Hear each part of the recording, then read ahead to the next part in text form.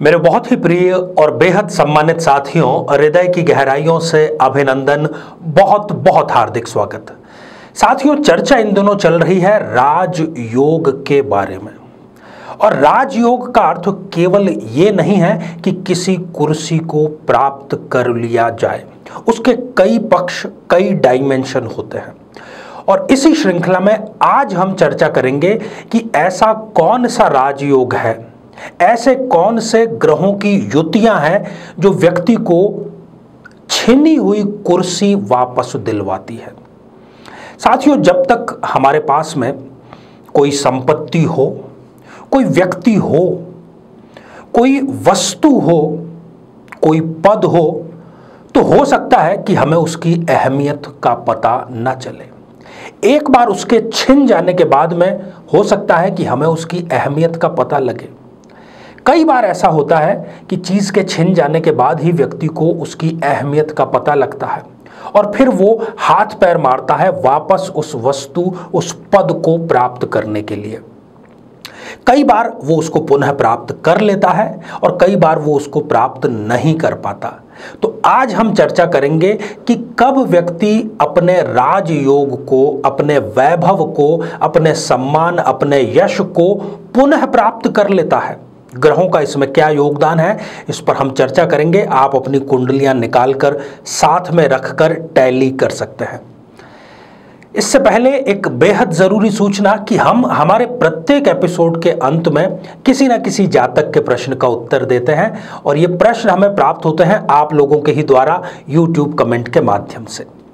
अपना कमेंट लिखने से पहले आप #आचार्य चंद्रकांत इस शब्द का प्रयोग जरूर करें और साथ ही बेहद आसान सा प्रश्न जो इस एपिसोड के अंत में आपसे पूछा जाएगा, इसी एपिसोड से संबंधित होगा, उसका सही उत्तर आपको लिख करके जरूर भेजना है। साथियों, कई बार लापरवाही के चलते या कई बार परिस्थितिवश व्यक्ति से उसकी स्थिति, उसका पद, उसकी कुर्सी छिन सकती है। हम देखते हैं कि कोई एक ऐसा व्यक्ति है जो चुनाव एक बार तो जीत गया, परंतु फिर वो जिंदगी में दोबारा चुनाव नहीं जीत पाता। कुछ ऐसे योग यदि हो तो वो दोबारा चुनाव जीत भी सकता है। कई बार जो सरकारी अधिकारी है वो किसी कारणवश यदि सस्पेंड हो जाते हैं तो कई लोग ऐसे हैं जो जीवन भर उस पद को पुनः प्राप्त नहीं कर पाते, परंतु कुछ लोग संघर्ष करके और सितारे यदि उनके बुलंद हैं तो उस पद को पुनः प्राप्त कर लेते हैं, उनकी बहाली हो जाती है। कई लोग चुनाव में लगातार जीतते ही चले जाते हैं। कई खिलाड़ी ऐसे होते हैं जो एक बार यदि टीम से बाहर हो जाएं तो वापस नहीं आ पाते, परंतु कुछ जुझारू खिलाड़ी वापस अपने पूरे फॉर्म में टीम में आ जाते हैं, चाहे वो किसी भी खेल की टीम क्यों ना हो। तो ऐसी कौन सी चीज़ें हैं जो इनको मदद करती है? फिल्म स्टारों पर भी ये चीज़ लागू होती है। कई बार आपने देखा होगा कि किसी हीरो या हीरोइन की एक फिल्म सुपरहिट हो गई, पहली फिल्म, और उसके बाद में वो फिल्म इंडस्ट्री से ही गायब हो गए। और इसके विरुद्ध कुछ ऐसे जुझारू भी हैं जो बहुत बुरा समय देखने के बाद में पुनः स्वयं को शिखर पर ले जाने का माद्दा रखते हैं।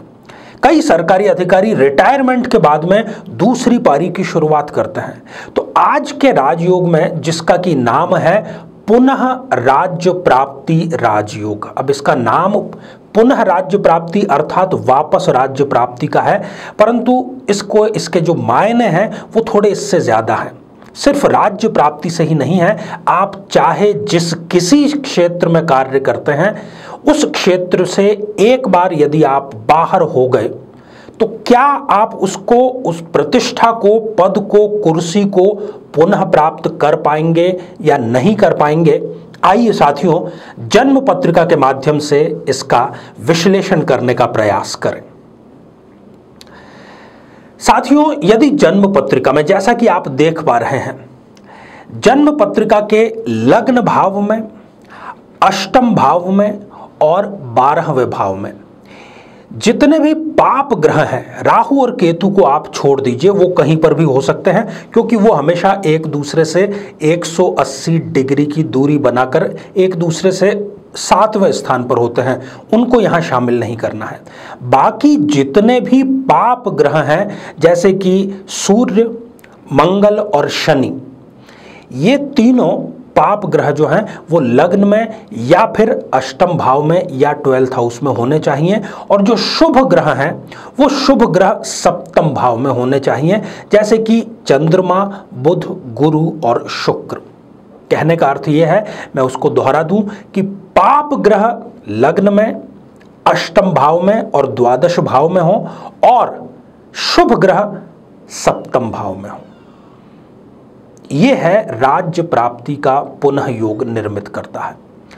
ऐसा जो व्यक्ति है वो अपनी स्थिति को पुनः प्राप्त जरूर करता है, चाहे उसके लिए वो न्यायालय की शरण ले, चाहे वो उसके लिए प्रयास करे, या येन केन प्रकारेण साम दाम दंड भेद किसी भी नीति से पुनः अपनी स्थिति को प्राप्त जरूर करता है। यहां पर अगर दृष्टिपात करें तो जो सप्तम भाव है वो दशम भाव से दशम होता है, और दशम भाव से दशम स्थान पर शुभ ग्रहों की स्थिति जो है वो व्यक्ति को पुनः अपनी स्थिति प्रदान करने में, प्राप्त करने में योगदान देती है। तो साथियों, यदि इस प्रकार का कोई योग आपकी जन्म पत्रिका में भी है और दुर्भाग्यवश एक बार आपको जीवन में धोखा मिल चुका है या आपकी कुर्सी छिन चुकी है, तो आप निश्चित जानिए कि जो भी शुभ ग्रह आपके सप्तम भाव में बैठे हैं उनकी दशा या अंतर्दशा में आप पुनः अपना खोया हुआ वैभव, अपनी खोई हुई कुर्सी जरूर प्राप्त करेंगे। मेरी तरफ से आपको ढेर सारी शुभकामनाएं। साथियों, अब हम बढ़ते हैं आज के हमारे कमेंट के चरण की ओर। आज हमने कमेंट शामिल किया है निहाल शर्मा जी का, जो कि उन्होंने लिखा है कैथल हरियाणा से। निहाल जी, आपने जानना चाहा है कि अभी आपने 10वीं का जो एग्जाम है वो पास किया है, आगे आपको किस क्षेत्र में जाना चाहिए। निहाल जी, आपकी जन्म पत्रिका में सरकारी नौकरी का, सरकारी पद पर, अच्छे पद पर होने का बहुत अच्छा योग है, इसलिए मैं चाहूँगा कि आप सरकारी नौकरी की तैयारी अभी से प्रारंभ कर दें। खास तौर पर बैंकिंग सेवा की तैयारी आप शुरू कर दें, और श्री सूक्त का पाठ आप नियमित रूप से करें तो बहुत जल्दी आपकी सरकारी नौकरी का योग कम उम्र में ही उत्पन्न हो रहा है। आइए साथियों, अब आज का बेहद आसान सा प्रश्न पूछ लिया जाए। आज के कुंडली विश्लेषण में हमने शुभ ग्रहों के किस भाव में होने की चर्चा की है, उस भाव का नाम आपको लिख करके भेजना है। साथियों, राजयोग पर शोधपरक, लॉजिकल और अनुभव आधारित सारे एपिसोड आपका इंतजार कर रहे हैं। आप नियमित रूप से हमारी श्रृंखला देखते रहें। आप सभी स्वस्थ, समृद्ध और शांतिपूर्वक जीवन व्यतीत करें। नमस्कार।